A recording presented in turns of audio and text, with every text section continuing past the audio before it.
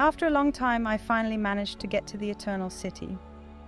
I decided to start my acquaintance with Italy from Rome, as the main city of the country in different eras, from the ancient city that became an empire that conquered all of Europe and the Mediterranean and gave a lot to the modern world, to the Renaissance, Baroque, and even modern city.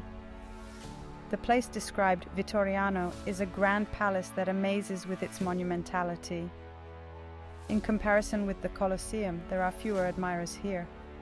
An internal tour of the palace can be done without cost, and there is also the possibility of adding a paid exit voucher for a wonderful panorama of the whole of Rome for the price of €16.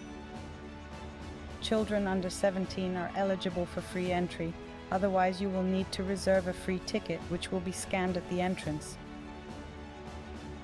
People who visited Vittoriano note the grandeur of the building, but some believe that a monument to the emperor on the hill would have been enough. Although some reviews show that the place impresses with its beauty and grandeur and without going inside. Even without going inside, visitors only had to look at the beauty from the outside.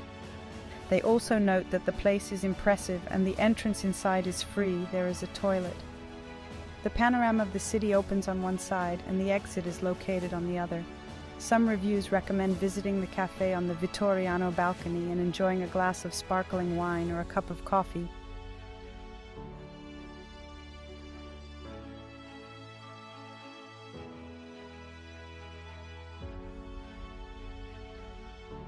Vittoriano is an interesting place for photo sessions, and the seagulls that sit on the heads of the statues are the most amusing.